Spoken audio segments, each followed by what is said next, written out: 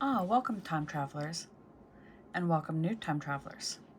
As always, if you're new to this channel and enjoy learning about history one event at a time, don't forget to hit that like button, comment, and subscribe. Without further ado, let's get into it. Today we're going to start out in 1475 when the Italian Renaissance artist Michelangelo, who exerted an unparalleled influence on Western sculpture, painting, and architecture, and whose work ranked among the most famous in existence, was born in the Republic of Florence. In 1619, French satirist and dramatist Séverin Carnot de Bavaric, whose basis of many romantic but unhistorical legend, was born in Paris. Now we're going to make a stop in 1820 when U.S. President James Monroe signed the Missouri Compromise, which allowed Missouri to be admitted to the Union as the 24th state in 1921. The legislation marked the beginning of the sectional conflict over the extension of slavery that led to the American Civil War. 14 years later, in 1834, Toronto, now the financial and commercial center of Canada, was incorporated. 2 years later, in 1938, when the Alamo in Texas fell to Mexico General Antonio Lopez de Santa Anna after a 13-day siege. In 1953, Giuseppe Verdi's opera La Traviata premiered in La France Opera House in Venice. 4 years later, in 1857, U.S. Chief Justice Roger B. Taney announced the Dred Scott decision making slavery illegal in all U.S. territories. Moving on to 1869, at a meeting of the Russian Commercial Society, Russian chemist Dmitry Mendeleev presented the first periodic table.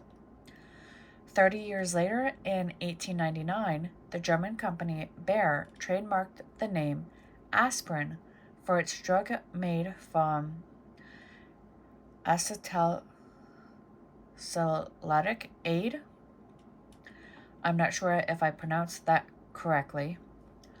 On this day in 1924, the Egyptian government opened the mummy case of King Tutankhamun, ruler of Egypt in the 14th century BCE, whose burial chamber had been discovered in 1922 by renowned British archaeologist Howard Carter.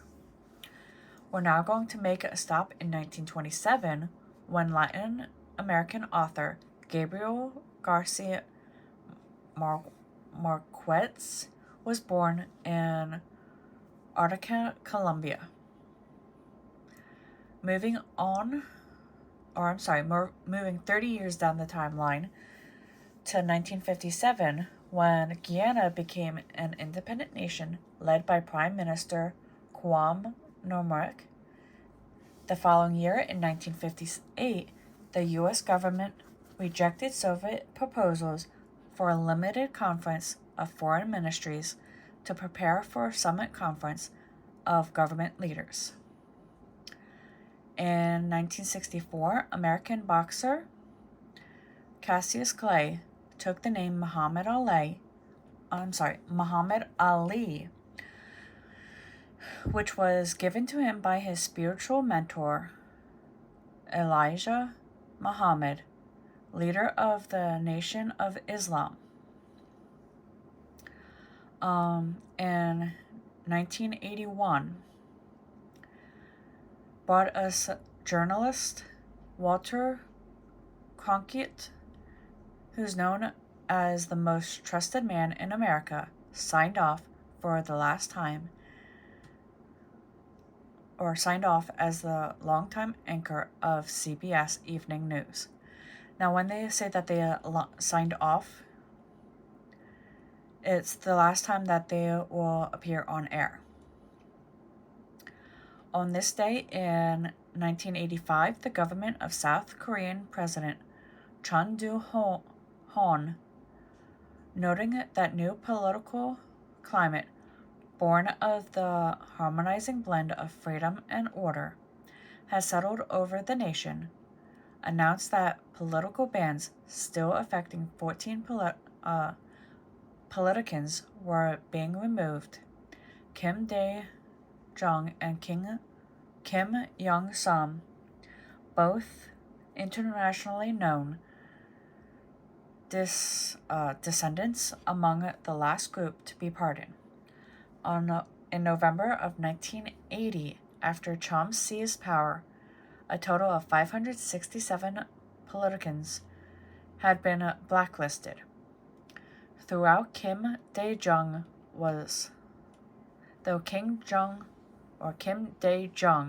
free from house arrest, he was still to be forbidden to join or organize a political party because he remained under suspended 20-year sentence for sedition. Kim Young-sam, generally viewed as more moderate in his political opinions, had directed the surprising successful campaign of the North Korean Democratic Party in the February 12th election for the National Assembly. 1994 is when a pre-dawn explosion at the Langswell coal and gas field in Julian, Korean province of China, claiming the lives of 12 miners. I actually I can't remember where this mining accident was that I'm thinking of, but I don't know if it was this one or somewhere else. In 1997, Cedric Barrett John, Guyane politician and union activist, the first popularly elected premier of British Guiana, now Guyana, passed away in Washington, D.C. 7 years after the turn of the century, in 2007, after the publication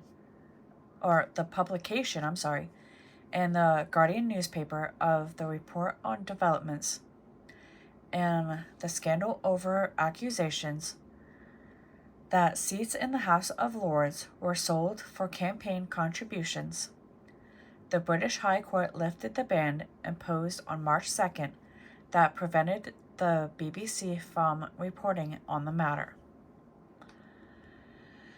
And finally, on this day in 2016, American First Lady and actress Nancy Reagan, who was the First Lady during the 1981 to 1989 administration of her husband, President Ronald Reagan, and was noted as his most trusted advisor and the most zealous protector of his reputation, passed away in Los Angeles.